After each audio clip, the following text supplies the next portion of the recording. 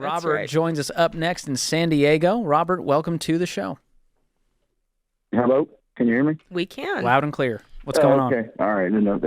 So basically, I was calling because I'm kind of going around in circles with my debt, and it's all my fault, but I don't quite know how to fix it. So, in a nutshell, I'm about $40,000 in the hole, and I've borrowed money to try to cover some other money that I've borrowed, and some of it's from gambling, right? And trying to impulsively get money that way to cover money that I've borrowed, and but I'm not addictive. Like I do it like once every 3 months with that impulse, trying to fix debt, right? Because I have no other way to get money other than my job, and so I'm just going around in a circle essentially, and it's just bad. And So I know, like I have to stop the one gambling. Obviously, that's stupid, but there's just no other way to make any money. Are you married? Yeah. Have you talked to your spouse about this for accountability? Yeah. No, she knows. She's done it with me. We're just in a bad spot, but yes. Okay. What kind of debt is the $40,000? Well, so $30,000 in a school loan forever ago that I've got to start paying, right? And then I've got about $4,000 in just loans. Like Just you get personal those loans? temporary loans. Yeah, but they're the interest rates that are 100%. You're talking like payday loans? Payday loans. Yes. Horrible. Okay. Number one, so, never step foot in one of those places again. No, obviously. But it's you're right. It's just trying to cover. It's like I have to keep borrowing to fix stuff that I've messed up. No, and that's what we want to change today. You don't have to keep borrowing, and you're okay. We gotta when you're in this cycle like this, you've got to draw a line in the sand. No more. You cannot borrow your way out of debt. It's impossible. You can't solve a problem while simultaneously creating it. That's thing one. You have got to sit down with your wife. No more borrowing money. 2, no more gambling. Gambling is entertainment. For you, I'm not going to lie to you. If you're doing this every 3 months and you're trying to do it as a strategy, I don't know if it's medication for you. Stop gambling. And if you're having trouble with that, let's get with a professional on that. So that's thing 1. Thing 2, super duper important. I heard you say a couple of things that, you said there's no other way for me to make money. And that's just not true. What are you earning right now currently? $115 a year. Okay, just you, or is that your wife as well? No, together we probably make like, I don't know, 106. This is net, not net. All right. I'm sorry. Gross. This is like we probably make like 180 a year between both of us. So what I can hear from this, 180 a year with 40,000 in debt, you guys are just spending, man. Understood, but some of it we are. No question there. I mean, most of this is, well, actually, all of it is my debt that I've accrued. Right? Does she have debt? But no. Okay. Do you guys have any savings? It's prior to. Say that again. Do you have any savings? Oh, if I did, I wouldn't be doing all this. No. Okay, so you have no money in the bank. We're living paycheck to paycheck, making $180,000 a year. I'm just saying it all out loud so you can hear it too. Yeah. Because I think we need to feel the pain more. Because you're self-aware. You're going, hey, I know this is stupid. I know this is dumb. I'm not gambling anymore. But you want to get out. And that takes a point where you have to say, I'm looking in the mirror going, that guy's the problem and he's the solution. And he makes way too much to be this broke. Man. Correct. So here, we gave you the first 2 kind of inward things. I'm not borrowing money. I'm going to stop gambling. Practically, you've got to get on a budget today. And it's a great time because we're getting ready to go into May. So we can start creating a budget for the month of May. Look, you have enough money. The good news is you earn enough money. You don't need to go out and find a new career like some folks do. You earn enough money. Your next paycheck covers the payday loan. It's gone. Yeah. Yeah, but my rent's due. How much is your rent? $2,400. You make $10,000 take home. Where's the other $7,600 going? No, I don't make 10 take home. You said you made $180,000 a year. No. That's you mean between both of us? Yeah. Because at this point, I understand. I've paid some stuff off too. I paid a prior loan off. So what's left? You got the payday loan, 30 in student loans. Where's the other 6? That's another private loan. So $3,500 a private loan, and then the rest are the payday loans. Okay. What is your next paycheck going to be? When it's going to be Wednesday. No, how much? How much do you think that'll be? It'll be $1,300. And then how about her? My boss money. She's going to get she gets $1,000 every Friday, every week. Great. So we're going to have $2,300 in the next week coming in. Yes. And rent's not quite due, right? No, it's past due. You haven't been paying rent? Because they're not on a budget, No, George. no. Look. I've been paying. I've just been paying late. Exactly. And this is a merry-go. It's because there's no organization here. You guys get money and you spend it. You get money, you spend it. 100%. Exactly. So there's no cash flow. You've got to get on a budget. I want Austin to pick up after this call. You're going to get an every dollar budget. And it's going to be you're going to need to pay for the premium version because you need to start planning how your paychecks are spent. The first thing is getting down both of your incomes combined, because we're doing this together, you're married, and we're going to spend every single dollar on paper before the month of May even begins. Then we're going to go back through and we're going to plan when we actually spend the money. So we know if rent is due on the first of the month, that comes out on the first of the month, but we still have the right amount of money in order to do everything else that we need to do. Does that make sense? You make the budget and then you plan when you actually spend the money in the budget. And that's here's my question. Yeah. That makes perfectly good sense. Mm-hmm. But because I'm in this cycle and I'm like 3 weeks behind, right? Yep. It's on the rent. I'm going to pay the rent next Monday, and then the following week she's going to let me do 2 different checks, right? Uh-huh. So then when the first comes around, I'm not going to have the money yet because I just will have paid all this money towards that, and then payday loans are due again. So right? what we'll do, So what you're going to do, cut into my check. What you're going to do first off, when you do the budget, we're going to make minimum payments on everything. Okay, just minimums, and then with any and all extra money, we're going to make sure we get the mortgage listed first. You said you're 3 months behind on the mortgage. No. 3 weeks. 3 weeks behind. Okay. So let's get current on all the bills we're behind on. What else other than the rent are you behind on? Just electricity, but I can pay that. That's not that big a deal. And then I am in a bankruptcy currently, but I pay that every month. It's Chapter 13, so that's going to be coming up on the 10th. But I pay that. I don't miss that. And then I'm just behind on this loan. I want to pay it off. You guys got kids, Robert? I have a child with my other wife. Okay. ex-wife. I think you both need to go to Gamblers Anonymous, because I think you don't think it's as serious of a problem as it is. Everyone listening is going, these people make $200,000 and they filed for bankruptcy because they're in this payday lender cycle. It doesn't have to be this way, man. Hang on the line. We're going to send you every dollar premium. Use the paycheck planning tool in that to help you get on board. And we're going to send you Financial Peace University. Both of you go through this together. Scorched earth. We're not eating out. No expenses. We are getting a plan to get this money paid off. This is The Ramsey Show. Brought to you by the EveryDollar app. Start budgeting for free today. Marcus is in Oklahoma City. Hey, Marcus, welcome to the Ramsey Show. Hey, Dave, how are you? Better than I deserve. What's up? I'll just be quick and to the point. 2020, 2021, I was working a mortgage company. They closed their doors in 2022. I was making quite a bit. Now I'm a teacher. Didn't file my taxes for 2020 and 2021. Probably 80% of that was obviously commission. So I did dumb. I know I need to file those now, obviously, and I'm going to owe quite a bit. I was just going to see if I could maybe get some advice on how to go about doing that in the least harmful way. Ouch. Okay, here's the thing. Not paying taxes is not a criminal act. Not filing taxes is a criminal act. That's what's weird. We do not have a debtor's prison. They don't put people in jail for not paying their taxes, but they do put people in jail, about $2,500 a year for failure to file. Okay? So that's the danger that you're in. I'm more concerned about that than I am the payment plan. I don't think you're in trouble. And because 99% of the time that you're not some public figure, that you come and you catch up your filings, they're just all late.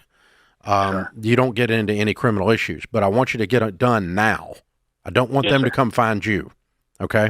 I want you to go to them like immediately, no later than the middle of January. These documents need to be filed. Okay. Yes, sir. That's the panic. Then the second issue is, how do we pay it? Well, number one, we've got to assess the damage and figure out from the actual filings what you actually owe. And then, your worst case scenario is you're selling some stuff and putting the IRS on a payment plan. Okay? So, because, if you were doing mortgage origination in 2020, you made some bank. Yes, sir. Yeah.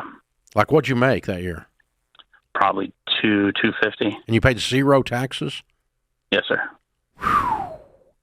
Did you save any? Yeah. I got about probably 100,000 saved. Oh, good. Okay. Because you're probably going to have a $100,000 tax bill. Oh, yeah. Okay. If you got 2 years of that, you will. Yeah, easy. Yeah. So you're going to give them what you got to limit it, and then you're going to work out the payments. What you've got to have is a real tax pro in your corner right now. And if you'll go to RamseySolutions.com and click on the tax ELP for your area there in Oklahoma City, I know them. They're good people. They can sit down with you and help you first get the filings done, and then secondly, negotiate the payment plan and how much of this you got to throw at them to keep them off your bank account. Because we don't want them putting liens on everything after you file, but also don't want them putting bracelets on you that connect because you didn't file. Yes, sir. So we need to get filed, and then we need to develop the how tough the path is that we've got to walk through. Do you own a home? Yes, sir. What's it worth? About $500. What do you owe? About $200. Okay. Well, and what is your household income nowadays? Probably about 70. I have 3 jobs right now. So I'm a teacher. I do some data entry at night, and I do wait some tables on the weekends. You have any money other than the 100? No. You have any money in retirement? You have money in retirement? I do. Okay. All right. I do not tell people to cash out retirement to pay off debt. I might to pay off the IRS to keep from selling your home. You follow me? So yes, that's sir. what you've got to get into. You've got to ascertain, because let's just say this, okay? Let's say it's 150 and you throw 100 down and you say, okay, we're going to pay we're going to pay $2,000 a month for 3 years and we'll be out of debt. That's okay. But if it's 200 and you put 100 down and you're going to be in debt for a decade, you don't want that. You need to clean out something else, the house or the retirement accounts, and clean up the mess. So the not filing, and it's not the not filing, the not paying and the not filing, I hope it's not a ton more than the 100 when you get there. It's going to be something more than that. But you need to understand the size of the problem. The not knowing is a bigger stress inducer than knowing the details. So you've got the cancer diagnosis, you just don't know what the treatment is yet. And you don't know whether it's terminal. So the first thing they do is they scare you to death, and you go around for about 2 months or 2 weeks with no information. And then they start going, okay, well, here's the treatment plan. Oh, you mean I'm not going to die? Well, that would have been handy information about a week ago, and that's kind of what you're dealing with here is that same set of emotions. So, get with a tax pro today. When you hang up, open up RamseySolutions.com, click on Tax Pro ELP at Oklahoma City, and go sit down with them this week. I don't give a crap if it's Christmas. You need to give yourself a gift to getting this monkey off your back. Oh, man, that's scary. Yeah, and I hope he saved some money. I hope he also has some write-offs and records of that kind of stuff so that he can, The better your records, the more you can limit this. Yes, that's exactly right. Write-offs and records. Tax Pro here is huge, though. Do not try to figure this out on your own. No, and don't go ask the IRS what to do. Oh, yeah. Good Lord. Yeah. It's like asking a dog if it's hungry. No, we don't do that. So, where did you get your tax information? From the IRS. Oh, my God, you're a fool. No. We don't ask them. We don't ask the fox about the hen house. Yeah. Hello. Yeah. So, yeah. Oh, yeah, they're tasty. Mm-hmm. And by the way, don't ask them for grace either because they don't have any.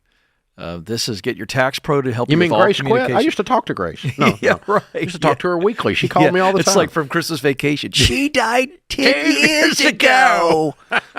Yeah. They're just not going to be kind, and a tax pro here is going to be your advocate, and they know everything that they can do. They're worth it. So don't try to navigate this on your own. Yeah, and here's the last part of this. Okay, these commercials that are on cable TV. Do you have $10,000 or more in tax debt? Mm-hmm. We can get it forgiven. We have ex-IRS agents working for us. Just give us $5,000 and we will promptly do nothing for the next 24 months. Mm-hmm. That's what that is. That's a complete freaking scam. There's a thing called the OIC, an offer in compromise, that you can get your federal income taxes forgiven. About 1% of them are approved. You have to prove total paupership, meaning you don't have a house, you don't have a job, you don't have any potential income, and you don't have any assets of any kind. And then they will forgive your debt after fooling with them for about 2.5 years. Don't answer those stupid butt cable TV ads. Go get a tax pro and actually work a plan to get the mess cleaned up. Create your free Every Dollar budget today, the simplest way to budget for your life. Brought to you by the Every Dollar app. Start budgeting for free today. Hey, my name's Nicholas, and at 18 years old, I moved out of my home state of Missouri, where my family owns several companies and businesses, and I went into the collision field, got my associate's degree in collision technology, and really hit the ground running, built a life for myself here in Michigan, and about a year and a half ago, bought my first house. Put $25,000 down on a $125,000 loan. Whoa! At 16? No, I am currently 25. But when I left Missouri, I was 17. But okay, I got you. So I, moved out to Michigan and started my life. I was, like I said, my family owns several companies in Missouri, and I always kind of felt not really under their thumb, but just kind of in their shadow a little bit. So I moved out to like I said, Michigan, started my life in my own industry, the collision industry, and I met a young woman there. We've been together for 6 years. It's the only relationship I've ever been in. Like I said, about a year ago, I bought my first home, and about 6 months ago, I was listening to Dave's TikTok, and he said on there that not many people can become, successful or be millionaires while dragging somebody else with them, and that really got me into thinking. She's never worked. She's never gave into our, checking account. She's never really done anything to help us financially. She's really only been a homemaker. And about 2 weeks ago, I rented my house out, told her that she needed to leave, and I'm planning on moving back to Missouri. And I would just want to know if Dave thinks that is the right choice or not. Well, it sounds like it's too late, regardless. Well, yeah, I'm just kind of struggling with my decision right now. So you kicked her out because she wasn't working. You said she just wanted to be a homemaker, and you guys were never even engaged? Yeah. And you're upset that she wasn't adding to your checking account? I'm confused by your decision to even combine your life with this person before marrying them. Well, for a long time I was too, but like I said, this has been my only relationship, and I really wanted it to be my last, if that makes any sense. And I don't really know. Like, I'm a pretty financially, I feel like, stable person. I drive a 2012 Mini Cooper that's paid for. I bought a house well under what I could afford. I make about $90,000 a year. But if you split that in between two people, it's a little over $40,000 each. And I just can't. Do you guys have kids? You guys weren't married. You're playing house. You're right. Yeah, I agree. And hold on a second. Hold on. This is the gal you said you wanted to be your only relationship, and you kicked her to the curb because she wasn't really bought in? And does that mean she was anti what we teach, or she just wasn't engaged? There's a big difference. Well, very anti, I would say. Like, was she racking up debt? Exactly. Brand new car, wanted to just continuously. But you had to sign the dotted line on all of those loans. Yeah. She didn't have an income. Right. So I want to make sure that you understand you are fully responsible. I know. Yes, sir. So we've been working for the last, probably 3 weeks on getting everything split. Her parents are actually going to be taking over her car loan, and we're getting all of our bills separated off of my checking account and stuff like that. But like I said, I'm really struggling because for the last 6 years, it's been me trying to get her, like, just, get an income, go just work. If you bring anything into the table, that's enough. Like, I can't do it all by myself. Hey, Nicholas, the more troubling issue is not the income, but just that she is in complete opposition to the way you want to handle money. And so for that reason, I'm fine with this breakup. I think it's the right move. But I just don't think it's as much about her being a homemaker and not wanting to work. The issue is that she's really opposed to being on the same page with you and got you to do things that aren't right. Yeah, I completely agree. And I think it's a good move, but now you're regretting it because you miss her. Yeah, that's where I'm at, exactly. I think you broke up with her for the right reasons. George? Yeah, I feel like I'm choosing my finances over her. Well, I do think you have been aggressively focused on building this career and very focused on finances and income, which is good, but you've almost got a flat tire. And my worry is if you continue down this path, you'll be great at saving money and you will be miserable and you won't have any healthy relationships. Your spiritual life's going to be in shambles. And I think for a young guy, I love your drive and your hunger, but you can't let that be your entire life. And my thing is, if you guys had a kid, would you be okay with her not working and being at home taking care of the kid? Yeah. Are you sure? Yeah, but you wouldn't be okay with her being on the other side of the page on debt and everything else. That would be potentially destructive for your marriage. George, do I hear? I think he should have broken up with her. I'm not saying it wasn't the right move. I think your regret comes from the fact that you poured in a lot into this relationship. 6 years is a large majority of your life when you're 25 years old. And you waited too late. My concern is you waited too late. You co-signed for all this stuff. You hope she plays ball. You hope she goes along with all of this. Yeah, you guys combined your life before you were even aligned in life. Yeah, that's and dangerous. that to me is the big problem here, and that falls on both of you. And so I think the regret will pass. You'll meet someone new, but you got to get Nicholas healthy first, so that the next relationship doesn't end the same way, where you go, what are you bringing to the table financially? That's the wrong way to look at a marriage. I agree. Okay. So thank you. I'm sorry you regret it. I wouldn't blame Dave. I would blame your lack of getting alignment on vision and values and goals before you structured your life together. Yes. Do you have advice of how to better do it with my next one, I guess? Yeah. Or how to move on, I guess? Yeah, before you get in a serious relationship, you talk about money. Okay. You say, what are your values around debt? I think what this are your is life probably goals? a third date conversation. I really do. I think it's early on. I'm going to say third date. It doesn't mean you're talking about combining finances and getting freaking the girl out. You don't need to ask about income and all that. But just talk about how do you view money? How do you view debt? How'd you grow up with money? What were your parents like? Yeah, you need to find somebody who has got shared values on this issue. Money is as big a cause of marital strife as anything, George. Yeah.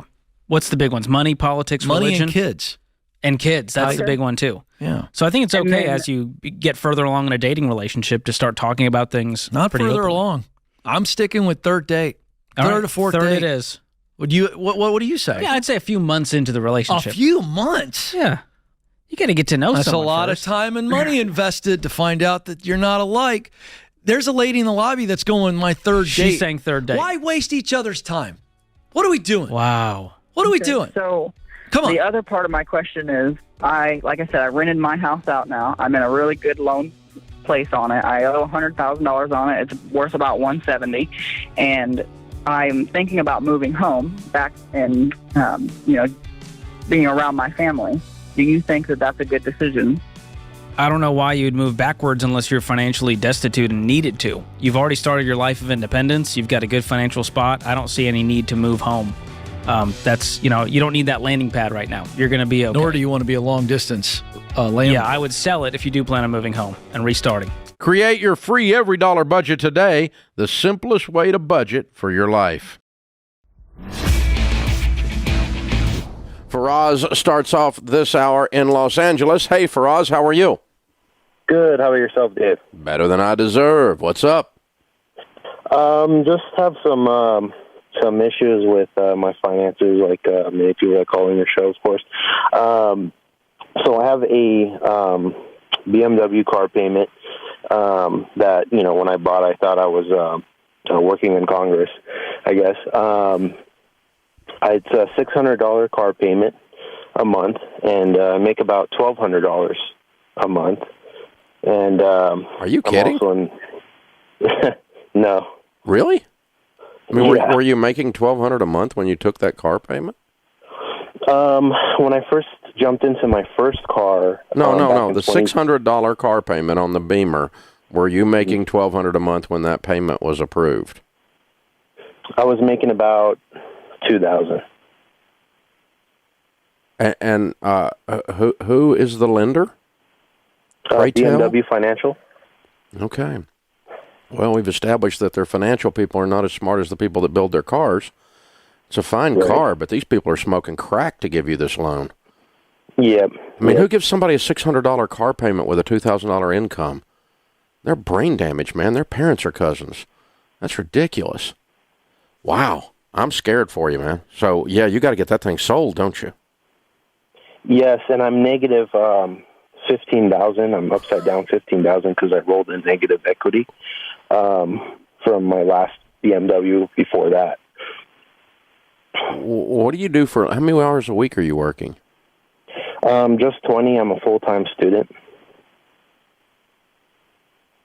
How old are you? 27. Oh, my gosh. What are you studying? Aircraft mechanics. That's good. When will you graduate? June. Oh, good. Okay. So there's a light at the end of the tunnel on your income going up substantially, right? Right. Like by this time next year, you ought to be an aircraft mechanic making how much?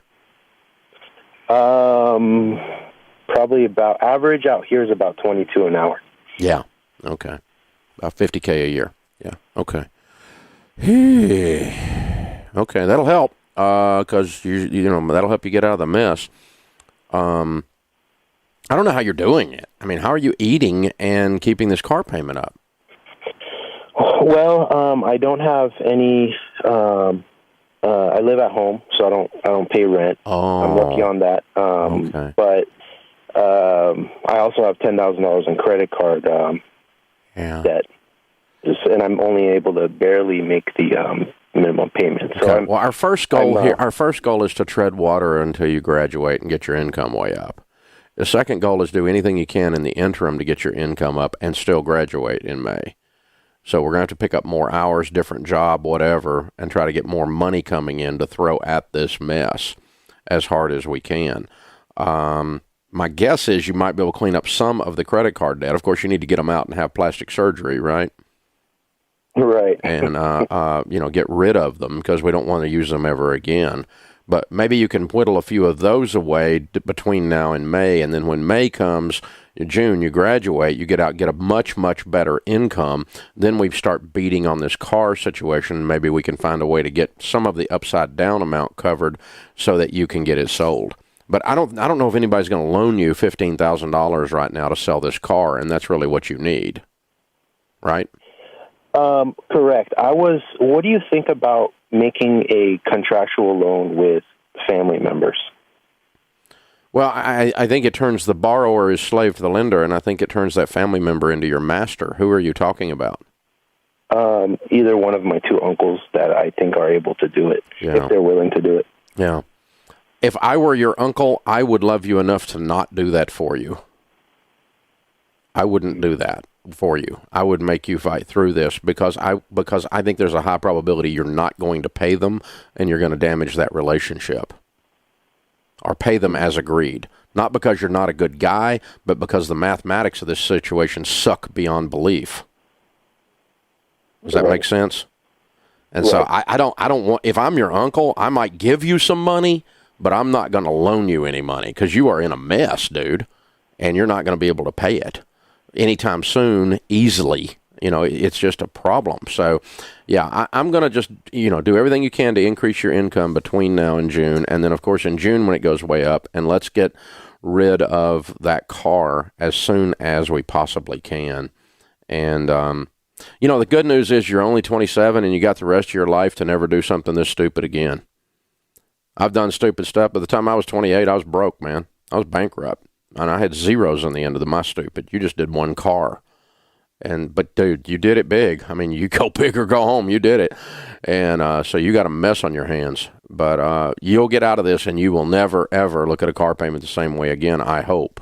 I hope you've learned your lesson. I hope this is, that's the problem with pain. It's a great teacher. It's a thorough teacher, but it's pain.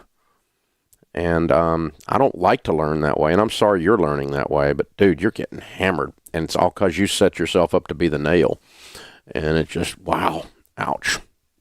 I'll tell you what, dude, let me do this. Hold on, I'm going to have Kelly pick up. I want you to go through Financial Peace University, our class, as my guest. I wish somebody had given me that when I was your age and shown me how to not ever do this again. And so I'll walk with you and get you out, help you get out of this, because, man, you got a mess. Hold on, Kelly will pick up, and we'll get you signed up for that. Yes, that young man has made a really stupid mistake, but I got to tell you, BMW Financial ought to be ashamed of themselves. I mean, that's just corporate misbehavior right there. When you give a 27-year-old guy a car loan of $600 and his income is $2,000, you're a freaking con artist. I mean, that's morally corrupt, is what that is. So, BMW Finance, you ought to pick up the phone. There's probably not a lot of guys in Los Angeles named Faraz. It's F-E-R-A-Z. I don't know his last name. But you ought to pick up the phone and just forgive this loan, because you guys are absolute crooks. I mean, you're absolute crooks. That's just ridiculous. And you know what? Every one of the dadgum finance divisions of these car companies does this stuff. And all they see is meat hanging in front of them. And they're Rocky Balboa in the meat locker, and they just punch it out, man. It's just a reminder that, when you're doing business, you have to do good business with people.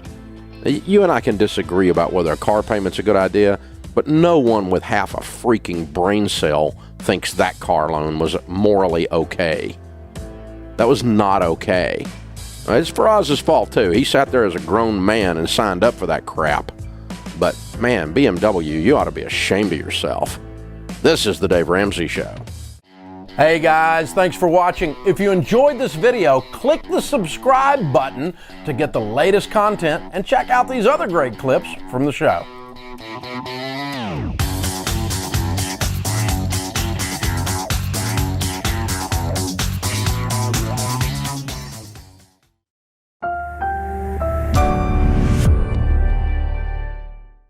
James is with us. James is in Phoenix. Hi, James. How are you? I'm better than I deserve, Dave. How Cool. are you? Just the same, sir. How can we help? Awesome. Just had a question for you guys. I felt a little double-minded in this financial journey, kind of like foot on the gas and then feeling like not having enough family time. And so then swinging to the other end of things and, just really not wanting to go for it in life. Some of these financial sacrifices at the sacrifice of family and, that emotional connection with family. So just wondering, even just practical tips on how you can make that happen, in my industry. Here's the thing. Even like the top guys in my industry. If you did the stuff, if you did the intense thing where you're sacrificing your family for an extended period of time, you'd be sacrificing your family. When you do it for a short period of time in a sprint called gazelle intensity, like a year or 2 years, and you're busting it for a short period of time, you're not sacrificing your family. You're sacrificing for your family, because your kids are going to have a completely different life because you got up off the freaking couch and were watching Netflix in the name of family time and went and did something instead. So the gazelle intensity thing usually doesn't last 18 to 24 months because you're out of debt. How much debt have you got, not counting your house? We're almost out of debt. We just have a few grand of medical bills that are somewhat pending, and then we build the emergency fund. So where is it that you're? Why is it months. You're going to be intense for so long then? I guess maybe not even the baby steps, but just the idea of building for the future sometimes is it's a sacrifice. Yes. Here, let me basically just want to make sure I'm not sacrificing family at the expense of just building a happy future. How many hours would you be working while you're doing this? To build the emergency fund? No, to do what you're talking about, where you're losing your family. I'm confused. You're working a 40-hour week or what? Yeah, I think my wife and I were both quality time people, so we feel, the stress. If we hit like 50 hours a week, we just are feeling it. So, household. let me tell you this. If you are with your family and you owe a bunch of money and you're not safe, you will be in the physical proximity of your family, but you will not be with them. And your kids will feel that tension, that frustration, and they will think it's their fault. The greatest gift you can give your kids is to set them up on a safe foundation. And if you owe somebody money, you're not safe. I would set your life up where it runs perfectly after baby step 3 on 40 or 50 hours a week. Yeah. And if you're doing that, you should be. That's the way we teach. That's moving from intensity to intentionality. And you're going to be just fine if you max out at 50 a week. That's fine. No problem. Nobody around here is telling you to work 80 a week after you hit baby step 3. Brought to you by CHM, a biblically based alternative to health insurance. Learn more at chministries.org/budget. So I have some guilt and pride around using child support money. So I was in an abusive relationship, and by the grace of God, I was able to leave when my son was about 3 weeks old. Oh my gosh, I met my now husband when my son was 6 months old, and he's now 12. My husband and I had sat and talked and said, we don't want any money. We don't want anything. We want nothing to do with him. Well, the judge made the decision that it's not our choice and it's not our money. It's for our son. So we were just putting all that money in an account. We had some debt, and in 2021, I lost my job and we needed 4 walls. So we dipped into that account. As of January of 2025, we are officially done with baby step 2. We are completely debt free. Oh, congratulations. Thank you. It's very exciting. I'm really happy to be there. But I have about $4,000 from that child support money that we said we'd never use. And I'm wondering if I should just pay it back like a debt and just keep going like if we were on baby step 2, or the connotation of the child support money in the first place just kills me, and I don't know what to do about it. So this guilt, Sarah, I'm just double checking that the facts are correct. You didn't use this money immorally. It was more of a conviction that you personally had with it because of who it came from. And you just, the thought of using it just feels gross, and you had to use it at one point. But from a legal standpoint, you used it exactly how anyone else would use it, right? To help run the household because you're taking care of a child and that other parent is helping with that, correct? Exactly. Yeah. And what was the court order? How much and for how long? It was until he was 18, and it was supposed to be $430. The only money that I've actually seen from that is the COVID money. I was able to get his COVID check. I didn't know that it was coming. My husband adopted our son when he was 4 years old, everything finalized. So that's when the child support stopped. But there's so much arrears that, I will still randomly get like a $12 check. Okay, so it's check. over essentially. You're not getting future payments. You just have this kind of savings sitting here, and you feel like I don't want to touch this money because it feels weird. Yeah, how much is in that account? In the account right now is $2,000, and I used 4 of it. 4 of it. And what are you going to What are you going to do with it eventually? Are you going to give it to him when he's 18, or help pay for a car when he's 16, or college, or what do you think? That's what we were thinking. Just a car or something like that. Like I said, my husband's been around since my son was 6 months old, so my son doesn't know. He doesn't know any different as of right now, and eventually we're going to tell him. We have to tell him, but we're just not there yet. He's not emotionally mature enough to be there yet. Sure. Okay. So what I'll speak to, I'll speak to the money side of it, Sarah, from the sense that no, this is not a debt that you need to pay. You use the money essentially how the system works, and you use it exactly appropriately. And I know that doesn't sit well with you because of who it's coming from, and that totally makes sense to me. But I think kind of the quote unquote debt going forward, which is not a debt, but is to say, okay, how can we best set up my son to have a life where he, from a financial standpoint, understands money, doesn't have to walk through this debt-free journey, and we're setting him up in order to do that. And that looks like things like maybe college or helping with his first car, whatever that may look like for you guys. And for me, I wouldn't hold on to that emotional $4,000 anymore, because I think you need to release that. But I think going forward, the motivation now is to pass a great legacy on to your son, right? Regardless of $4,000 or not. So I totally understand how that can feel like, oh my gosh, we use this money and it feels so gross and I hate it because he's a terrible person. But you guys were in a pinch at the time, and that's what that money's for, is to help take care of your son. And that's what you guys did. So I would let go of that, because emotionally, I think it is holding on to you so deeply. Yeah. So in the filing cabinet of your brain, we need to refile this. Instead of child support money from an abusive, awful relationship, this is changing my family tree money to set up my child for a better life than the one I experienced. Yeah, and Sarah too, give yourself a little bit of grace. If this was a $60,000, thing or something, and you're like, oh my gosh, she was supposed to use it for a down payment on a house, or you know what I mean, I feel like a lot of this magnitude and weight from a dollar standpoint, I feel like we could go at it a different way, because I could see, the more money it is, the more weight it feels, right? So, So with this $4,000, I want you to release it for you, Sarah. Again, it's not about the dollars at that point. To me, it's that emotional attachment that's still there to him, and I want that release from you. So. Whatever that looks like. Yeah, with your own I would have a goal for this money instead of letting it just sit there. It's only going to make, reopen the wound. So I would put it in a 529 plan for college. I would put it toward in a savings account for a car fund one day, because that day is going to come, and these things cost money, and it's part of the deal. And, it's a shared burden, because that person was a parent, and this is what the court ordered. And so it's hard to just say, release the guilt, Sarah, you're doing great. Mm-hmm. But that's the truth of it. Yeah. It's that hard, and it's that simple to just go, all right, it happened. That was the past, and I'm going to make a better future for my kid now. And it sounds like you guys are thriving, and this child is so lucky to have you two.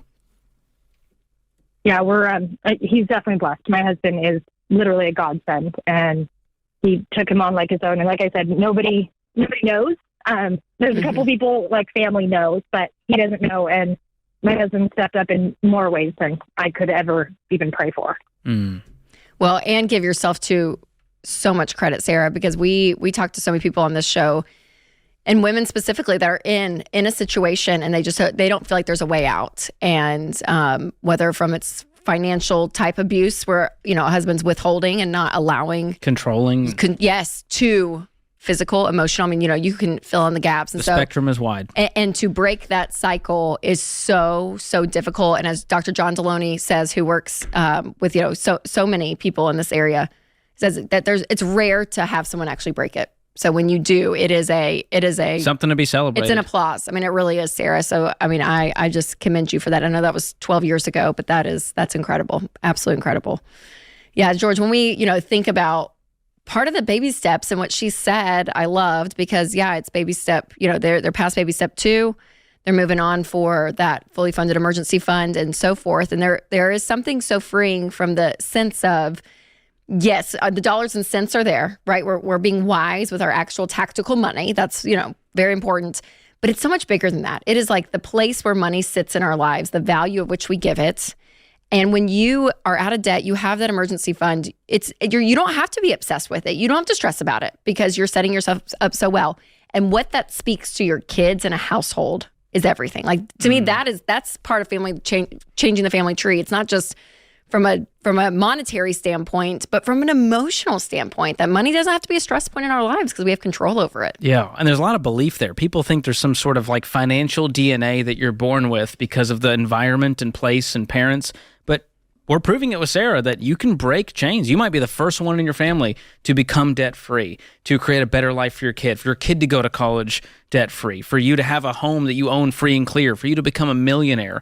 And it's something you get to choose, and it's a daily choice, and it's one of the hardest patterns to break because of all the shame and guilt from the past, and your belief system is so tied up. And you talk about this in Know Yourself, Know Your Money, the different money classrooms you grew up in. It really shapes you, and you have to really try to break all of the bad stuff to get to the good stuff. Totally, yeah.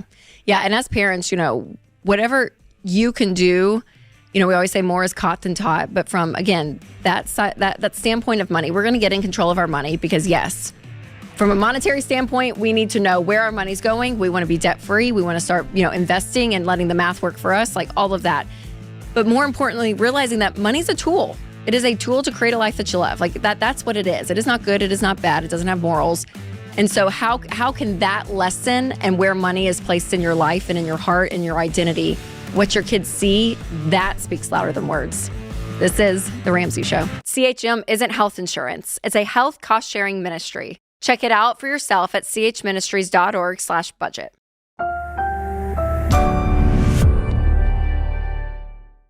Ramel is with us in Long Island, New York. Hi, Ramel. How are you? Hey, Dave and John. How are you? Better than we deserve, sir. How can we help? Nice. All right. I'm a long-time listener, first-time caller. I'm just so far into debt, and I'm scared, and I don't know which way to go with it. And it's like, every time I get paid, it's like I'm on a roller coaster. I just go round and round, and nothing's getting done. And I'm just way over my head with everything. How much do you owe, man? Between credit cards and my stupid car loan, I'm at $45,000. Okay. What do you make?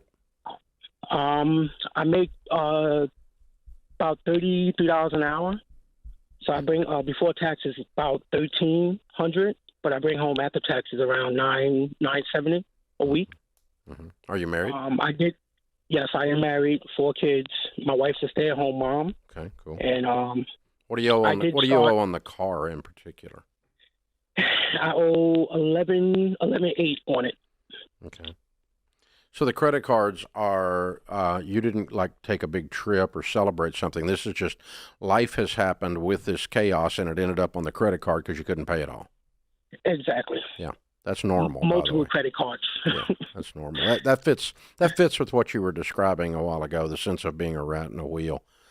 So here's the thing. If you and your wife were to sit down today in front of John and I, and we were just sitting there at our kitchen table and all 4 of us talking, would we see 2 people that are sick and tired of being sick and tired? Are you ready to go through the pain of change because the pain of the current situation sucks enough?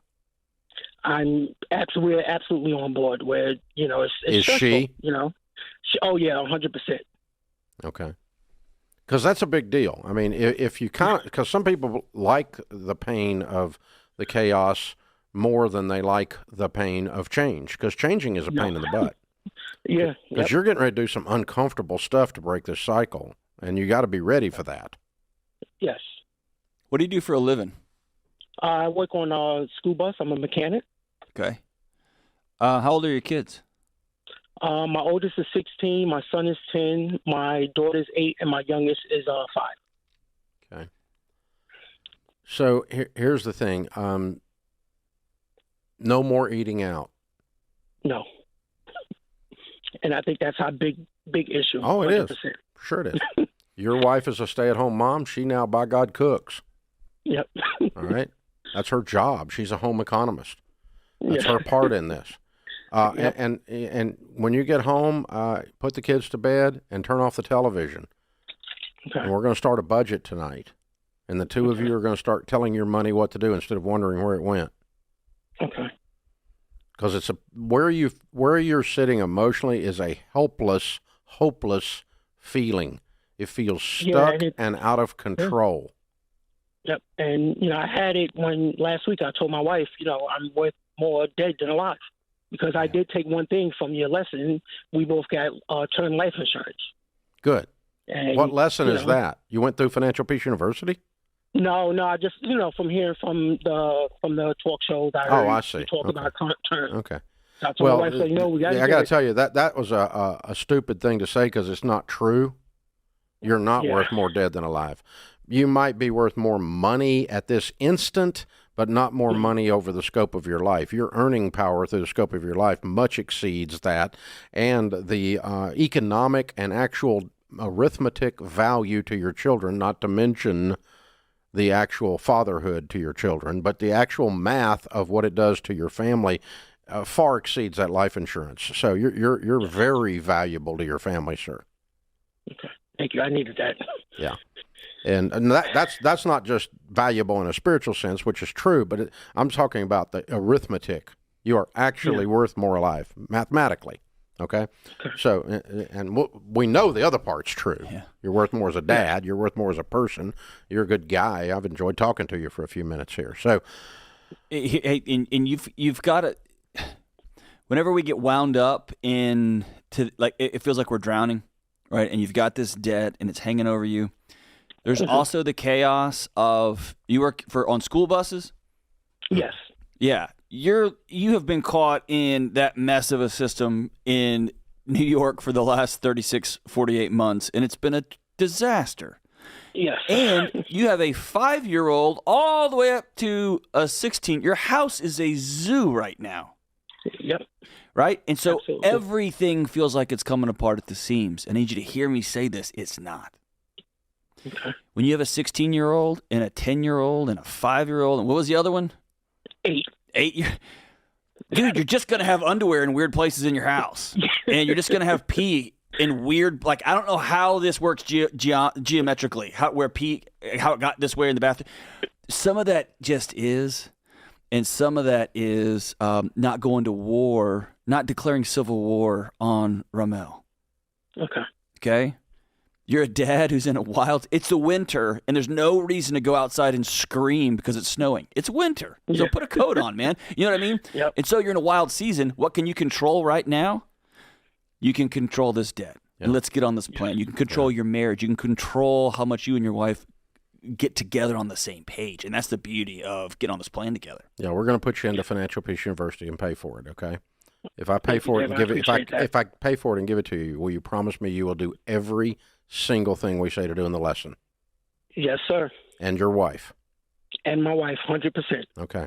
Hey, let me one up. And you promise, if you ever have a thought again, I think my family would be better if I wasn't here. If you ever have that thought again, do you promise you will reach out to another man that you trust and say, I'm not doing all right? Yes, I will. You promise? Yes, promise. Got it. Okay. You're a great guy, and you're going to be fine. And in 30 years, I've walked with hundreds and hundreds of thousands of people just like you. You're going to be 100% debt-free. You're going to be on a budget. You're going to have an emergency fund of $15,000 or $20,000, and you and your wife are going to have the best communication that you've ever had in the history of your marriage so far, if you will follow the stuff we teach you to do. I'll show you exactly how to do every bit of that. It's not costing you a dime. So it works, dude. It works. It changes everything when you lean into this. So you hold on. We'll pick up and get you signed up. Lauren's with us in Richmond, Virginia. Hi, Lauren. Welcome to the Ramsey Show.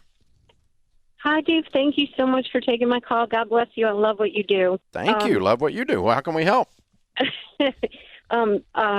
We are a happily married couple, 25 years, just about to be empty nesters. And we feel like we have missed the financial boat, so to speak. We started out ready to invest around 2001 when the tech crash happened. And so we didn't invest in the stock market and things like that because we were concerned.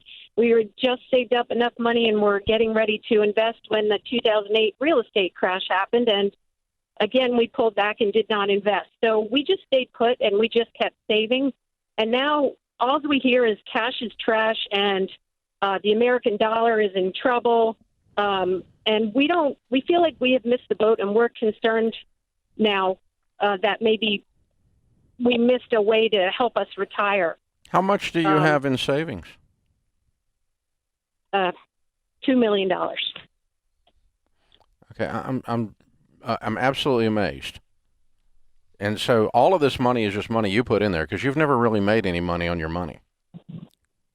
No, we've hardly made any. We have self-laddered CDs and done some bonds, but basically your rates of return have sucked, and you still got to $2 million. And you're still afraid to invest? Yes. Okay, but you have $2 million. So how did you miss the boat? Yeah. How big a boat were you wanting to get on?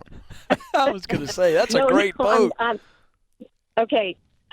But we don't know now that our kids' stuff has been paid for, college and things like that. We just never took any time to do anything or plan for us as much as just keep our head down and work hard. And now we picked our head up. And what boat did you miss? You missed out on a bunch of returns that you could have had 4 or 6 million instead of 2 million, but you still have $2 million. So I don't think we can really cry a river here. Okay, but when you say 4 or 6 million, that makes me really sad. But there's no way to fix the past. No, all you can do is think about the future. Okay, so let me parrot back to you what you said to me. Mm-hmm. Every time you got up the courage to invest, you found a negative story somewhere that caused you to not do it. Fear. Yes. Yes. And now your new fear is the American dollar is going to pot. That's your latest one. Yes. That's your latest one. Yes. And have you noticed that your other 2 fears didn't come true? Yes. I don't like roller coasters. Maybe that's the problem. Yeah, but the roller coaster, even with the roller coaster, you wouldn't have lost all your money. You would not have been broke and homeless. That the 2008 real estate crash actually had almost, in the stock market crash, it came back and, it went all the way down to 6,300 and it's at 30,000 Dow today. And so, you missed out on all of that. Yeah, it's a ride, but, you're going to either not have, if you had ridden the roller coaster, you might have had $8 million. Yeah. And so even if the roller coaster screws up, it's got to really screw up to end up with nothing. You follow? Yes. And so I don't think that I personally am not of the belief that America is coming to an end. She's got her problems. We have a whole truckload of idiots in both sides of the aisle in D.C., and thank God it is not up to them. It's up to people like you and me out here that actually get things done as to how this nation runs and whether this nation works and whether we learn to treat each other with some respect out here. And so, there's all this craziness on the news cycle is it's just nutty everywhere. So, but all of that said, I don't think that, I'm 60, I'm older than you, and I have 100% of my retirement in mutual funds, and a whole bunch of our wealth, more than that, in real estate that I paid cash for, because I think in both cases they are going to go up in value dramatically more than CDs will go up. Mm-hmm. Now, are they going to go straight up? No, they go up and they go down, and they go up and they go down. And can you stand the ride? So let me give you an exercise or two, okay? Because here's the thing. Okay. There's 2 kinds of fear. There's fear that keeps you from touching a hot stove or playing in traffic, because those things will get you hurt. That's good fear. It protects you. The other fear is false evidence appearing real. Okay. And that's the fear you've been operating on. And I know that because, for instance, if you will pull up, just go visit with one of our SmartVestor pros and ask them to show you some examples. Don't buy anything. Just go over there and start to learn. Ask them to show you examples of, during these very volatile times, what did Mutual Fund A, Mutual Fund B, and Mutual Fund C do?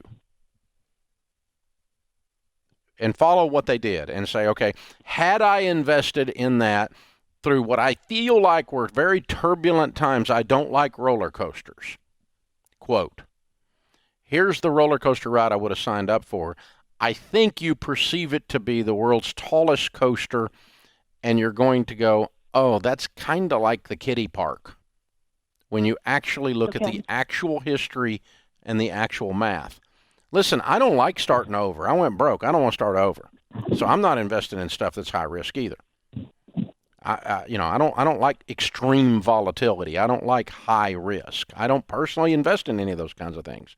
So I don't have money in Bitcoin. I don't play the roulette wheel in Vegas.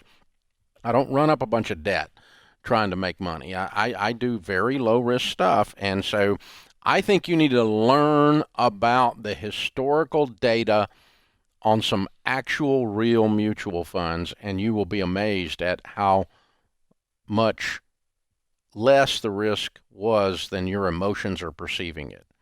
And I think that'll help set you free. Because here's the deal. You're going to be fine. You got $2 million. You're going to be fine. Congratulations. You're amazing. That was an amazing task that you've accomplished. But if you keep in mind this, if it's invested at 10% rate of return instead of 1, it's going to double every 7 years. So when you're 64, you're going to have go 2 to 4 to 8. Oh, and when you're 71, it's 16.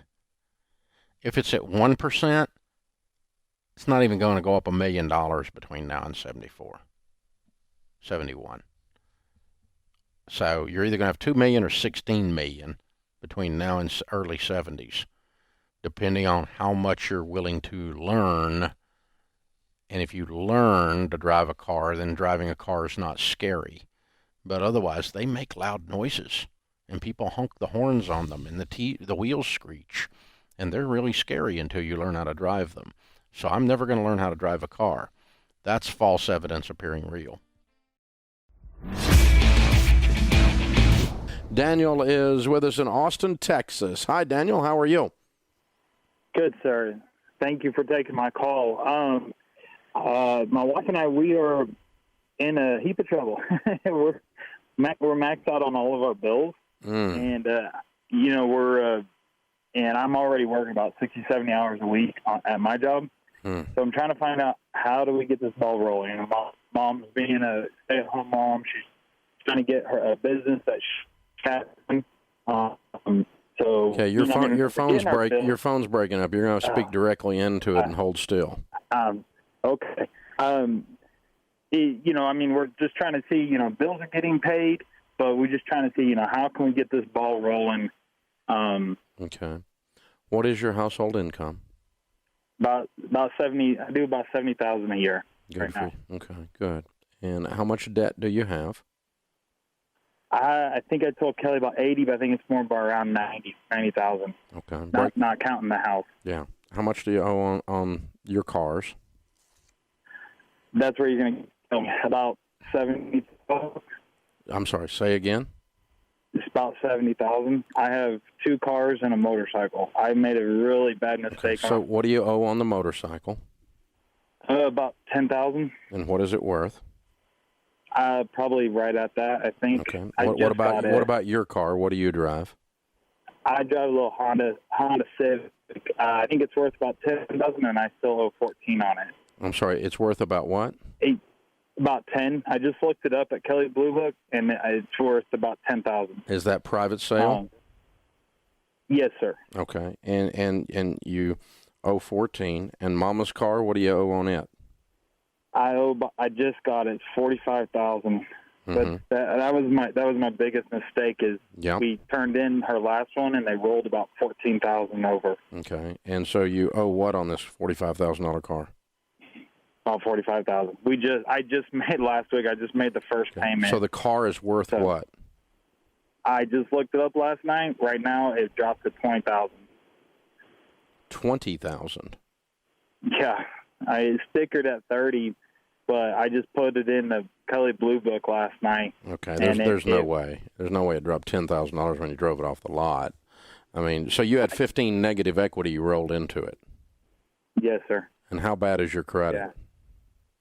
It's about mid-range. Okay. When did you buy this last car?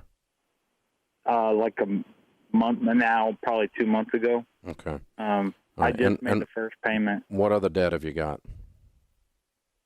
Between that, some the water filter at the house. The sales guy comes in. How much debt do you have? How much other debt do you have, and what's it on? How much do you owe on the water filter? Like 5,000, and furniture about 6,000. Just paid like about 3,300 in credit cards. Okay. So yeah. All right. What other toys have you got sitting around? What toys? I've got some tools that I have. Some what? That I do some woodwork. Some tools. And what are they? What are they worth? I really couldn't say. Not a whole lot. I mean, maybe $1,000. Okay. Maybe you got a camper in the backyard, a boat in the backyard? Nope. No, actually, we got rid of the camper. Okay. All right. To get the house. Yeah. And how much do you owe on your home? We owe about $140,000. Okay. Last time I looked a year ago, we're in a really good area. Who is the loan with on the $45,000 car? It's through Chrysler. Oh, jeez. Yeah, it's right at the. It was a bit. Trust me. Every night I'm just sitting here banging my head against the wall, going, "You're stupid." Yeah. Okay. There's a couple things we can do immediately, and there's 3 or 4 variables I see in this that you can start to work on, and then the rest of it you're going to have to grind through. Okay. Variable number 1 is anything you can do to get your income up or her income up. You said she's starting a business on the side. I'll send her a copy of Christy Wright's Business Boutique book, and let's get that going. She just got it. She was at her signing Tuesday night. Oh, good. Okay. All right, so you're already on the way with that. Good. Okay. And anything you can do, you said you're working like a crazy man already, and I'm not doubting that, but anything you can do to create income is not a bad thing. I would sell the motorcycle today. Okay. Get rid of that $10,000 worth of debt and that payment. That doesn't fix much, but it gets things started in the right direction. Your car is not the problem. As you said, Mama's car is insanity on steroids. And so what we've got to do there is start to try to figure out if there's any way out of this thing. I don't think that car dropped from $30,000 to $20,000 overnight in 2 months. I think it either wasn't worth $30,000 when you bought it, or you got some bad info on Kelly Blue Book, okay? And so I'm going to do, if I'm you, I'm going to scratch around and try to figure out, I want to get as much for this car as I can get, and then you've got to figure out some place to borrow the $15,000. Okay. If you can get $30,000 out of it and have a $15,000 loan down at the credit union, we got rid of $30,000 worth of debt. We got rid of $10,000 worth of debt on the motorcycle. Now we're starting to get where we can breathe. Now Mama gets a beater car, or she gets your car, and you get a $1,000 car. I don't care which. While we get out of this mess, that's not forever, but that's till we get out of this mess. Yeah, we kind of thought about like trying to get rid of the van and her drive my car. Yeah. And then because my car's just used for work, so I could drive the motorcycle because it's on a really cheap payment. You know, no, it's really cheap. You don't need a $10,000 motorcycle. Not in this situation. You need to get a $1,000 car with no payments. Okay. You need to get rid of debt. We're trying to. What you've got is a mathematical log jam. There's this, too many things trying to get through too narrow a hallway. Yeah. You follow me? And I need dynamite. And you need dynamite to blow it up, and that's what we're doing here. Okay, yeah. So it's gonna, and I don't know how quickly you're gonna be able to move out of this car, Mama's car. It may take a few months of screwing around with this to find the loan and to find a buyer and everything else. It's not gonna be an easy process. The third thing is the money stretcher is the budget, and that's jump on every dollar. Have you done that yet? Yes, sir. We actually, after 6 years, we sat down and did a budget, had a fight, but we did it. Okay. All right. That's. Hey guys, thanks for watching. If you enjoyed this video, click the subscribe button to get the latest content and check out these other great clips from the show.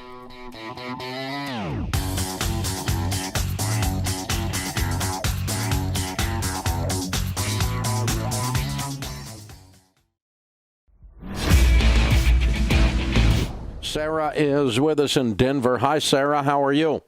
Good. Thanks for taking my call. Sure. What's up? I am wondering about bankruptcy. I didn't think we would end up here, but sure enough, we are. We previously already had about $82,000 in debt, and then I had a medical emergency with no insurance that put me in the hospital. And now, on top of that $82,000, I have a $65,000 medical bill.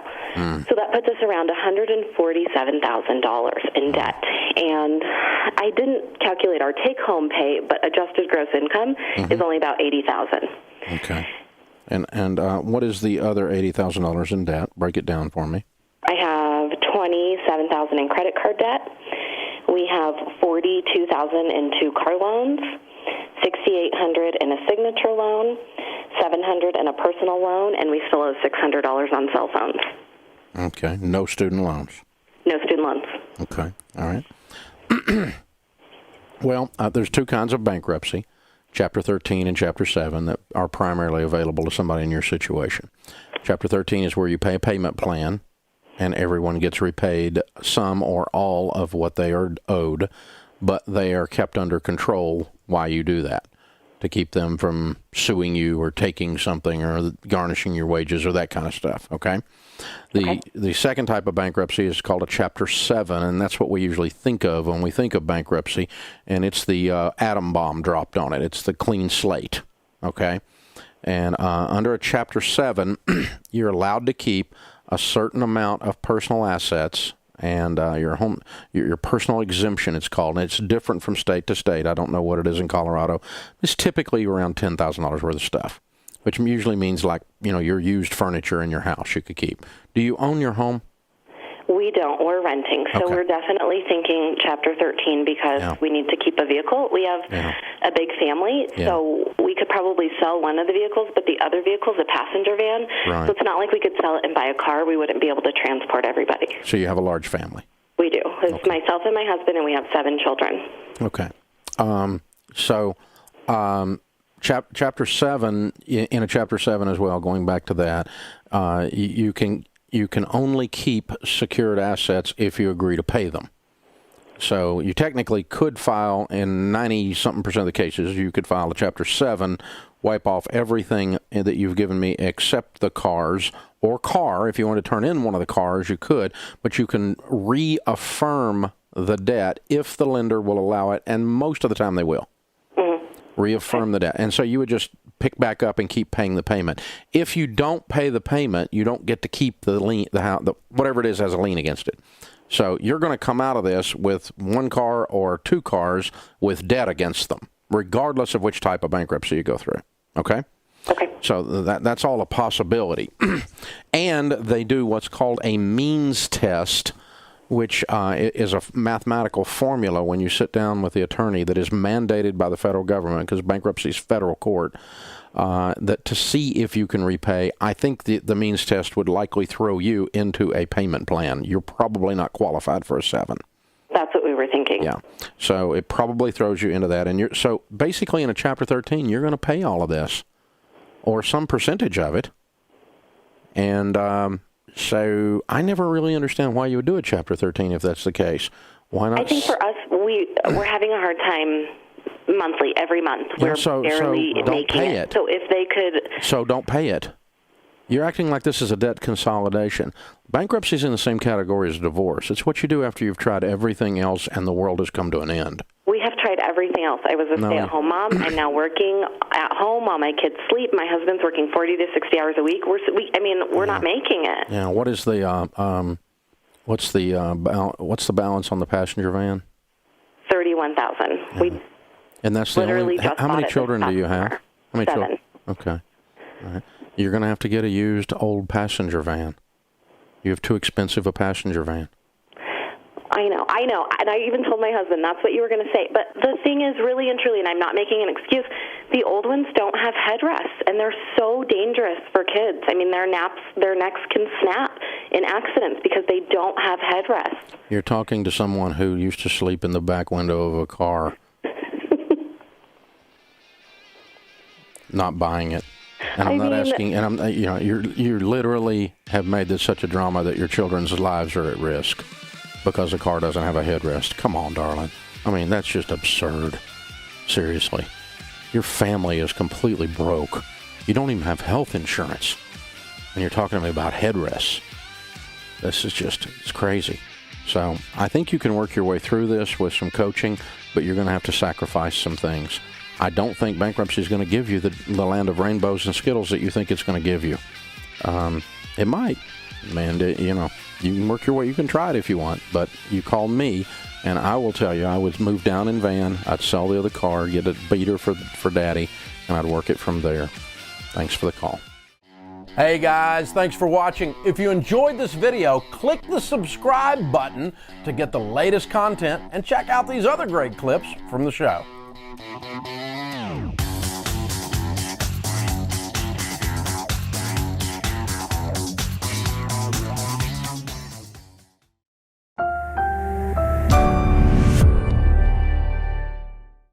Jennifer's in Phoenix to start off this hour. Hi, Jennifer. How are you?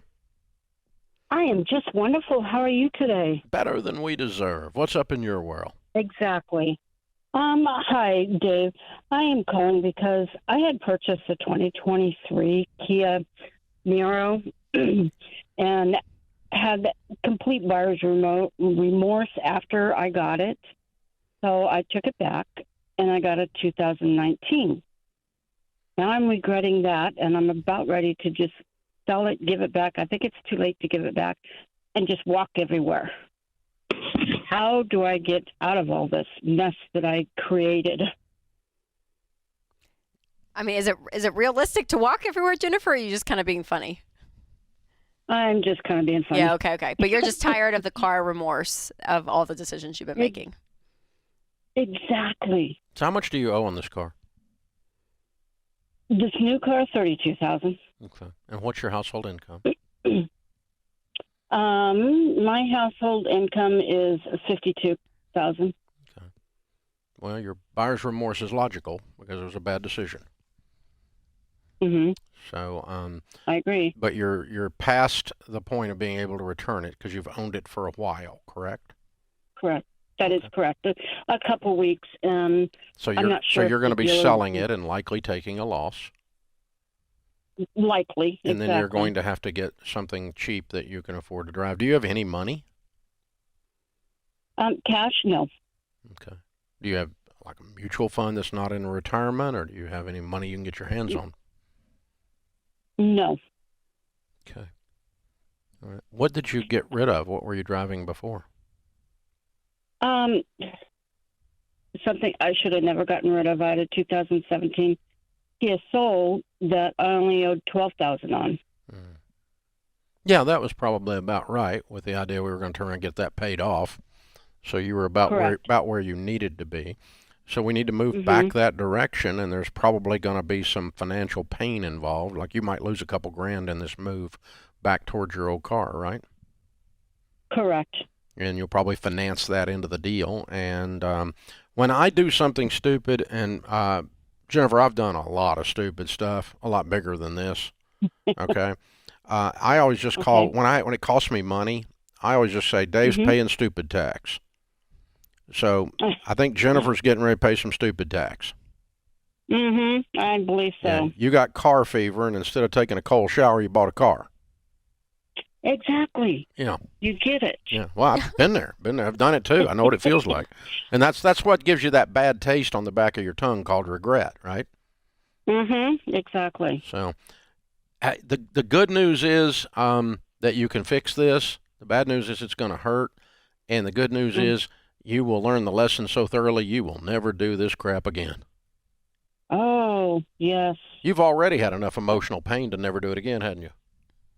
Oh, I have. Yes. You're absolutely right. Yeah, and don't be hard on yourself, Jennifer. I mean, I know it's frustrating, and you're like, oh my gosh, this is going to cost me, just like Dave was just saying. But, you know, but it's happened, right? And so don't be sitting here for months and months and months just beating yourself up over it either. Give yourself some grace and learn from it, because that's the best. I mean, that's really the best thing that you can do is to say, okay, I'm never going to make that mistake again. But what you were saying, Dave, though, for her today, for her to go. Yeah. Sell it and move down to a $10,000 car and take a loan out for the 10 grand. You're going to take out for the 10 grand, and you're probably going to be $2,000 in the hole on this flip. Yeah. Flipping back out of this because you probably paid retail for it, and you're probably not going to get retail for it on the flip. So somewhere in there, and that's the thing. So when I filed bankruptcy, Jennifer, I did a whole lot dumber things than you've done. I was 28 years old. Rachel's right. You don't want to be too hard on yourself, but I do want to separate two things there. I was not hard on myself. I never said you're stupid. The decision, though. But I did do some stupid stuff. Yes. And I wanted to be really hard on the stupid but decision. Yep. Where I never go back there again. But that's different than being hard on, carrying around shame. Right. Conviction is different than shame. Conviction is I did a stupid thing. Shame is I am stupid. And I am not personally stupid, but I have done some unbelievably stupid things in my life. I'm 62. I've had a lot of chances at it, so there you go. Brought to you by the EveryDollar app. Start budgeting for free today. Kristen starts this hour in Tulsa, Oklahoma. Hi, Kristen. How are you? I'm good. How are you doing? Better than we deserve. What's up in your world? Well, thank you for taking my call. So my husband of 16 years passed away 2 months ago. Oh, I'm so sorry. Yes, thank Lord, you. y'all are young. How old was he? I'm 39. We have 5 children, and he was 46. Wow. So what happened? Well, he had been battling cancer for 3 years, and then he had a really intensive radiation treatment to his liver, and then he had some neck issues, so was on lots of pharmaceuticals. So with that and the disease and the treatment, his body just gave out. Yeah. So I'm so it sorry. happened very quick. Yeah, thank you. I appreciate that. So I never paid a bill in 16 years, and so I'm left to steward our 5 children and all of our finances. And I want to steward it well, but I'm feeling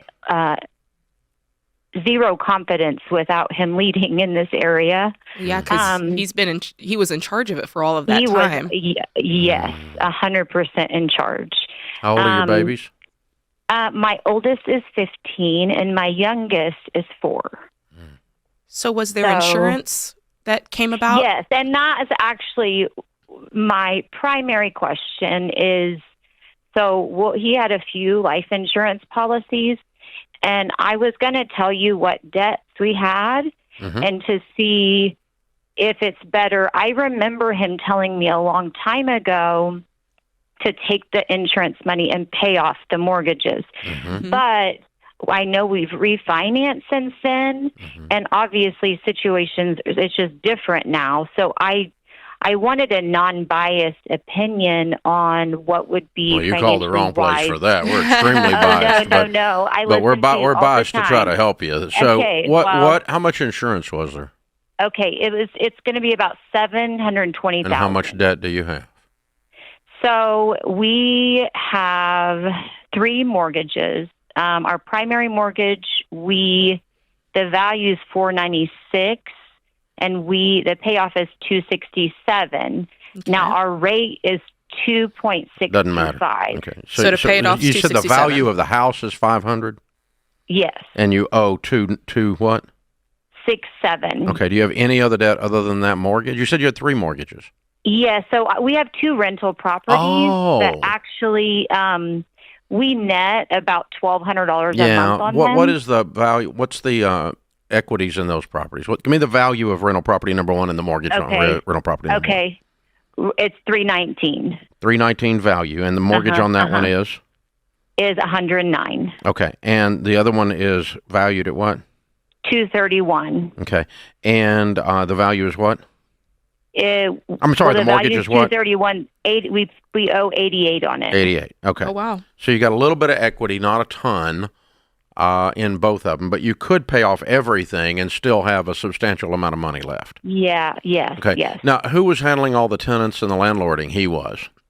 Yes, he was. Okay, so we have 2 complicated things here that you have to learn in a cram course. How to handle the monthly personal finance issues at home and learn how to be a landlord. Yes. Okay. Which I do have a lot of family here. I don't care. It's nice that they're there, but they're not going to do it for you. They're not going to do it for you. Well, do you want to be a landlord? No, not necessarily. The good thing is, the rent. You've been a full-time mom all this time? Yes, and I actually just got my master's last year, and I am actually a counselor. I'm a counselor. Cool. Okay. So you have the ability to create some income. I do. Okay. All right. And so I do have, I'm going to have Social Security, and I have a better idea now what that's going to look like for me and the kids. Okay. Jay, jump in anywhere you want here, but I'm pretending like at this moment that you're my little sister. Okay, yes, I love that. And if you were my little sister, what would I tell you to do? I personally love real estate. I own a bunch of it. But it sounds to me like you don't need landlording on top of 5 kids and trying to learn how to handle money for the first time in 16 years. That's what I would say. So I'm probably selling these 2 houses for one reason and one reason only, and that's to simplify your life. Okay. Your life doesn't need to be any more complicated in the middle of the pain and the newfound stress of having to handle some other stuff. Plus, you said they cash flow $1,200 a month combined. Yeah, that's not much. You can go out and make that and way more. I don't think it's. Do you see what I'm saying? So if you were to sell those, take the money from those and pay off your home, you'd have $700,000 to invest.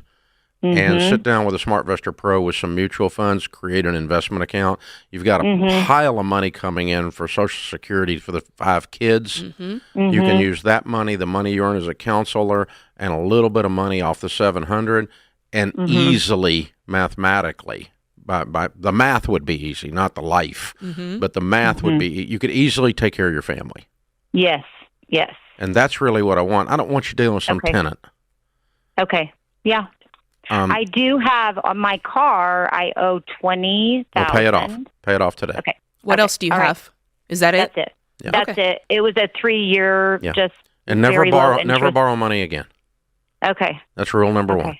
Because you have a paid-for house, a paid-for car, 5 kids, and a big old pile of money, and you're going to live on less than you make, so that this is sustainable into perpetuation. Okay. And then you've taken care of yourself. Now, here's what we're going to do. Okay. You mentioned steward, which is typically a word used by people of faith. So you're a person of faith, I assume. 100%. Okay. So are we. And my book that my Heavenly Father gave me told me to take care of widows. So you're going to be taken care of. We're going to put you into Financial Peace University, into Every Dollar, and I'm going to assign one of our Ramsey coaches to you to get you up and get you trained and help you get sustainable with your knowledge. And it's all on us. Thank you so much. All right. Thank you so much. Merry Christmas, honey. Merry Christmas. I'm so sorry you're going through this, but we're going to walk with you, okay? Thank you so much. You hold on. The team will pick up and get you taken care of. Create your free Every Dollar budget today, the simplest way to budget for your life.